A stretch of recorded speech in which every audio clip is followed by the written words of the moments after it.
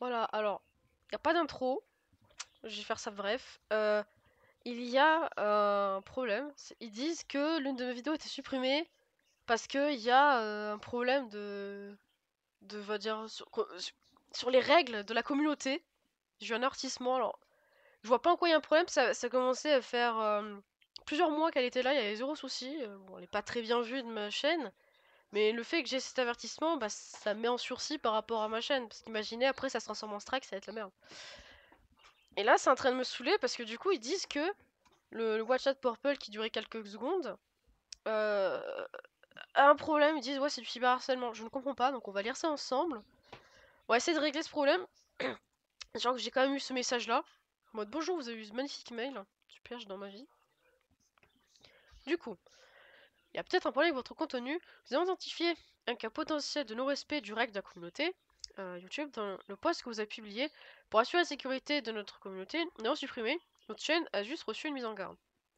Vous pouvez suivre une formation pour faire disparaître la mise en garde, faire appel à de notre décision ou ne rien faire, en savoir plus, machin, bref. Donc là, bien sûr que je vais faire appel, parce qu'il y a un problème. La liste ceci.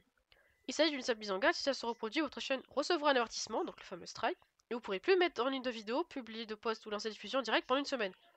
Ça, à la limite, c'est pas dérangeant parce que je suis aussi active qu'une huître, hein, je fais pas grand chose. Mais ça fait chier quand même, parce que du coup, ça va ternir l'image de la chaîne, même si elle est pas très prominente. C'est un peu problématique. Résultat, bah, elle a été supprimée. Sans sommation. La vidéo en question, c'est celle-ci, du coup.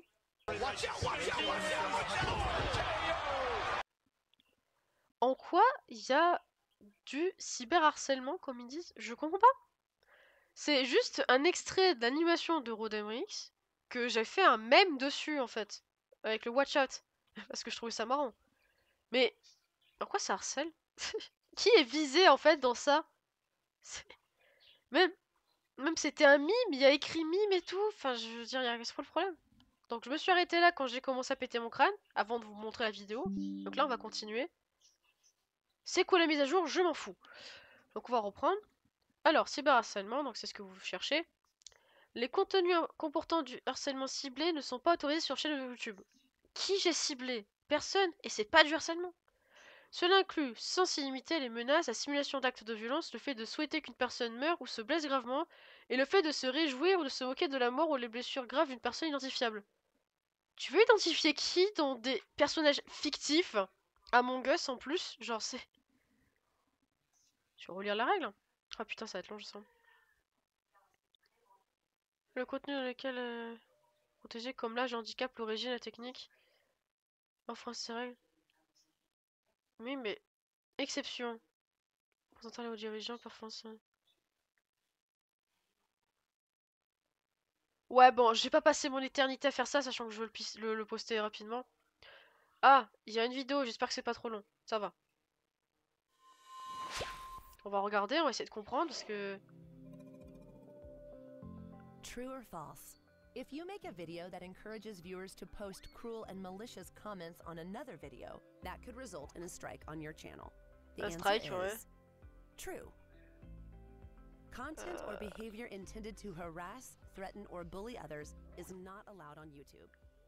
Ouais. Neither is maliciously recording someone without their consent or revealing someone's private personal information. Let's take a look at some examples. Creator A is angry after a heated exchange with Creator B and decides to share Creator B's personal home address and private phone number in a Non, pas video du tout. that encourages viewers to send nasty messages to Creator B. In another video, a creator wants fans to communicate with them directly via social media, so they share their social media handles and email address on their channel. Do either of these videos violate our community guidelines? Yes. The first video violates our harassment policy. Don't use YouTube to maliciously share personal information. Mais c'est pas ce que j'ai fait, vous êtes débile. How about photo editing someone's face into an embarrassing image? What about uploading videos of prank calls to emergency services? Are those violations too?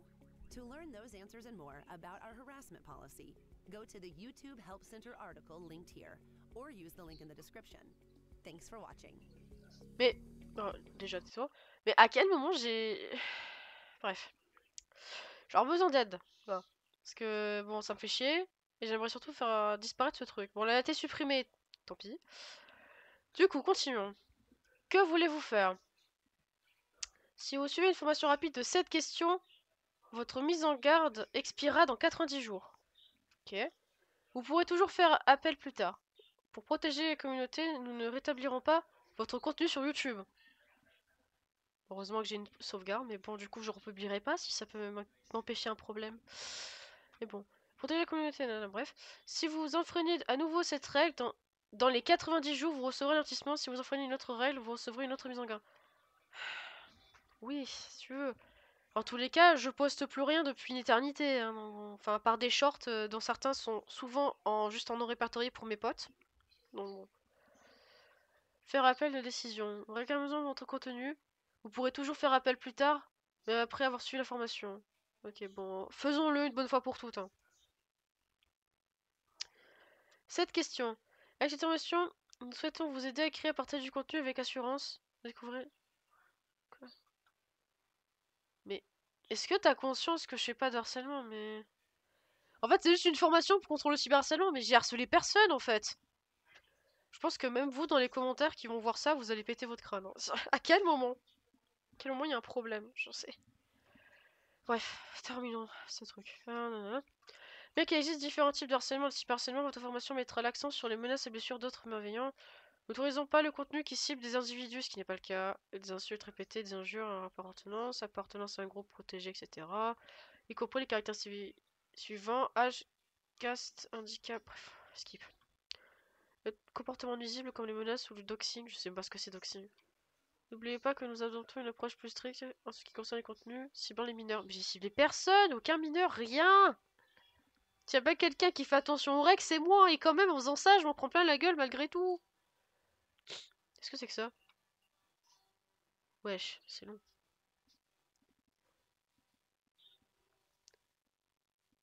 Ah!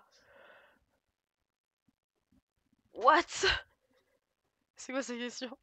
Sous forme d'animation, un créateur met en scène la mort d'un mineur survenu lors d'un événement violent majeur. Le créateur utilise le personnage animé pour décrire la violence subie par la vraie personne. À l'aide. Même moi, je suis en péril sur ça, tu vois. J'aurais peut-être besoin de cette formation. Putain. Sous forme d'animation, un créateur met en scène la mort d'un mineur, suivi lors d'un événement violent majeur. Le créateur utilise le personnage animé pour décrire la violence subie par la vraie personne. Donc il met en scène, en animation, quelque chose qui s'est réellement passé au final. Est-ce qu'on t'a un autre règlement? Je dirais oui. Oui. Nous n'autorisons pas le contenu qui représente de façon réaliste, voilà, des mineurs décédés et décrivent leur décès. Bah si c'est fictif de base, c'est pas grave, parce que c'est le principe des animés. Mais là, si tu décris un vrai truc, c'est pas bien. Voilà. Voilà, ça va, je suis pas débile à ce point non plus. Alors, Adrien propose à Inès, une femme qui vit dans son immeuble, de sortir avec lui. Inès refuse car elle n'est pas intéressée. Plus tard, Adrien met en ligne une vidéo qui contient une photo d'Inès et dans laquelle il déclare: Cette femme a refusé de sortir avec moi. Pour qui elle se prend?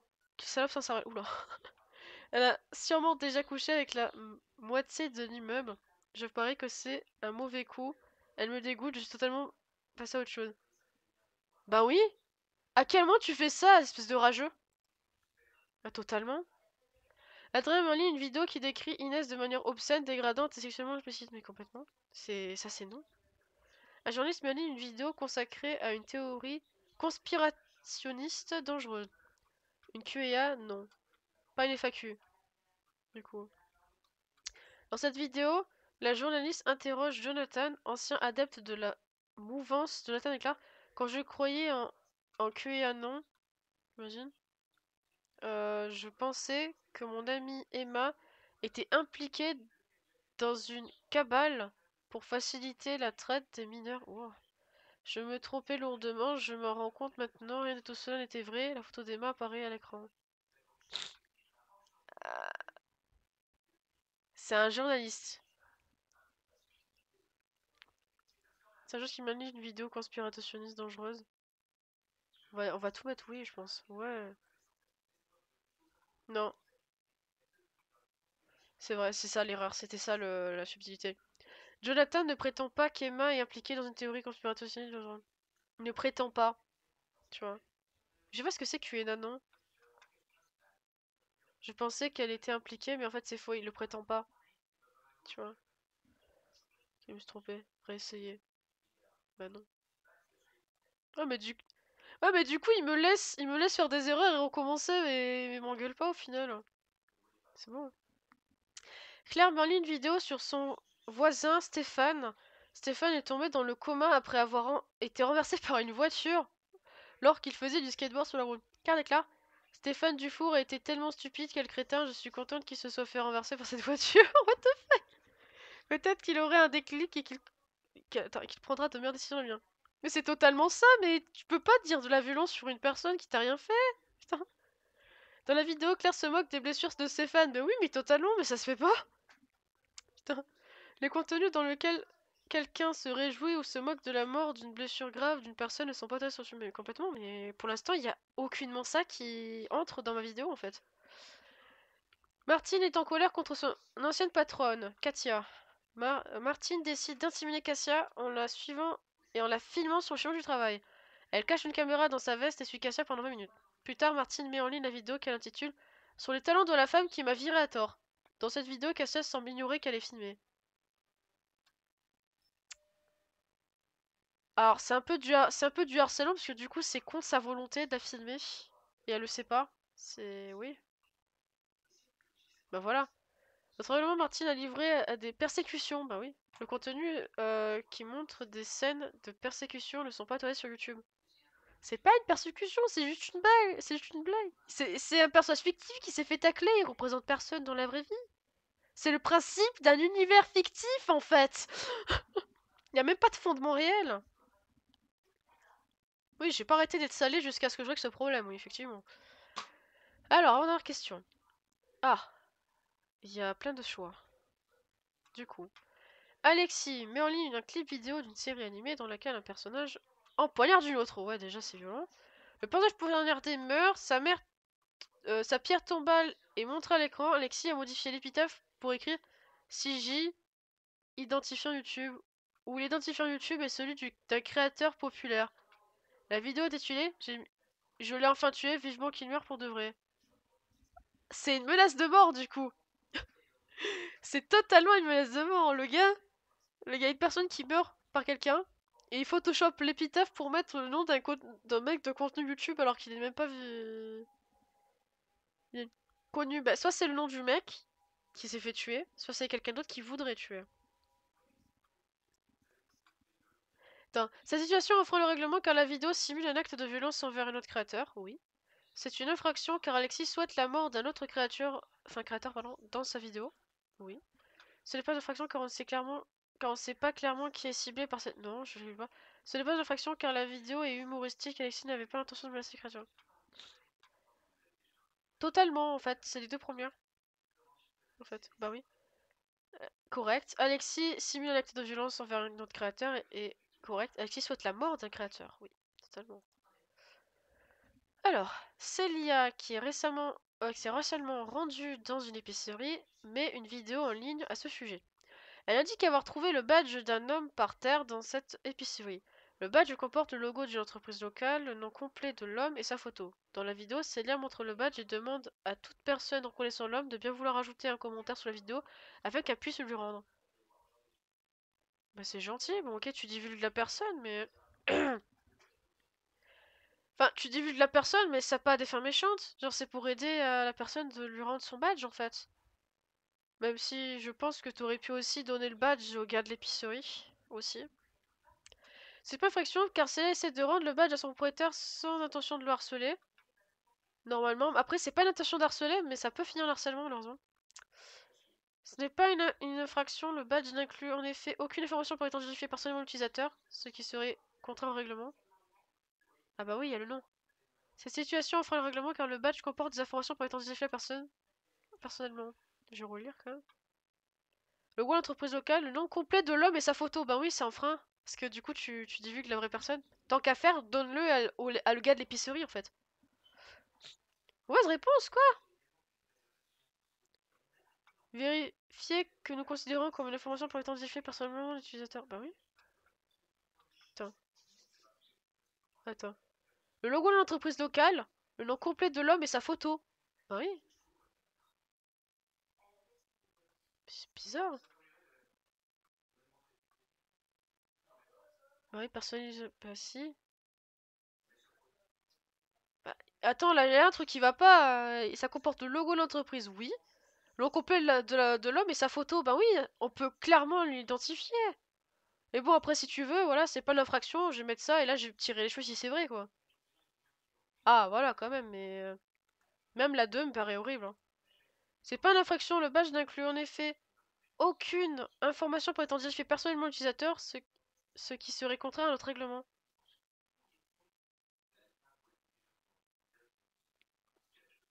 Mais c'est pas vrai, c'est totalement faux. J'ai câblé. Il y a le logo de l'entreprise, bon ça à la limite on s'en branle, même si c'est nos PSP pour le coup, enfin c'est le produit. Mais c'est surtout le nom complet de l'homme et sa photo, on l'identifie clairement. À quel moment tu te dis qu'il n'y a aucune information qui permet de pas identifier le mec? C'est débile as fuck. Bah oui. C'est vrai, partage aucune information permettant d'identifier personnellement l'utilisateur, ce qui est contraire au règlement. Attends. Montre le badge. Rouler sans l'homme, bah oui, bon. Là, pour le coup, je trouve qu'il y a un problème, mais bon, c'est mon avis personnel. Vous avez terminé votre formation. Vous avez pris le temps de nous aider à protéger YouTube. Vous pourrez consulter le règlement à tout moment, si vous avez un doute. Votre mise en garde expirera le 18 février 2025. Ah oui, 90 jours, ouais, ça fait beaucoup. Je pense pas publier de gros trucs entre temps, et puis si je le fais, il y aura pas de problème. Si vous enfreignez à nouveau le règlement d'harcèlement systématique avant l'expiration de cette mise en garde, vous recevrez un avertissement. Si vous enfreignez un autre règlement, vous recevrez une autre mise en garde différente. Oui, bon. Ça c'est fait. Faire appel. Ok, faire appel. Nous allons examiner votre contenu pour toujours faire appel. Ok. Nous examinerons votre contenu et vous tiendrons informé dans un délai de 72 heures.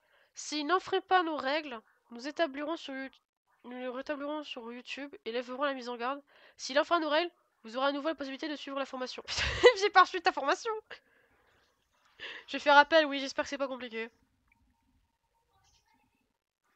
Ah, quoi? L'examinant me demande d'appel, merci pour vos commentaires. Je ferai un email lorsque l'examen sera terminé, c'est possible. Hein? Tableau bord puis sélectionner la fiche infraction commise par la chaîne.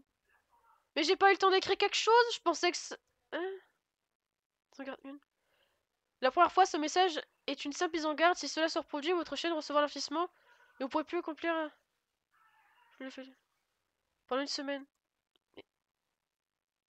Ah, ouf, c'est bon.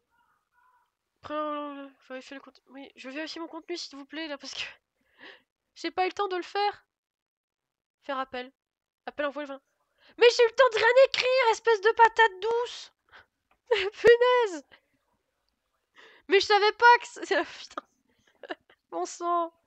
Mais moi je pensais pas que dès que tu cliquais ça allait l'envoyer de suite. Je pensais que ça allait faire comme l'autre truc de la formation, moi, que t'allais pouvoir dire les points qui allaient pas. Fin. Bon bah... à l'avenir j'écrirai un truc. J'ai pas eu le temps d'écrire tout ce que j'ai dit dans la vidéo. J'ai pas eu le temps de dire que c'est des personnages fictifs dont aucun événement connu du réel. C'est juste un environnement inspiré d'un jeu vidéo créé par une fan de contenu et j'ai juste mis un son par-dessus cette vidéo pour faire un mème, une blague. C'est tout. YouTube, s'il vous plaît, retirez mon problème. Bon, ça va se retirer plus tard. Bon, la vidéo, elle a été supprimée, je pourrais rien y faire. Mais juste par pitié, enfin, essayez de comprendre un humour qui est même pas violent, enfin. C'est à cause du son, en fait, que vous trouvez ça violent? Parce que ça n'est aucunement, en fait. J'ai totalement respecté vos règlements, hein. On témoigne cette vidéo si vous passez par là, mais... Je suis perdue à cause de vous, là. Je m'attendais pas à ce que je me prenne un problème, alors que je trouvais que c'était... Bah, la meilleure vanne que j'ai faite de tous les temps, alors qu'il n'y avait pas de danger, pas de violence, pas de ciblage, rien. Juste une manière à moi de montrer que j'aime le contenu d'une personne, sans être... bah, en tort, quoi. Mais apparemment, si, je l'ai été. Voilà. Merci d'avance si vous traitez mon problème. Mise en garde, oui, bon voilà, j'ai pris ça. J'attendrai les 90 jours et j'attendrai les 72 heures d'avoir quelque chose et peut-être qu'il y aura une suite à cette vidéo pour essayer de comprendre le problème. Voilà. Je pense qu'il y a tout qui a été dit. J'espère que ça aura pas été long et à bientôt pour une prochaine vidéo, hein.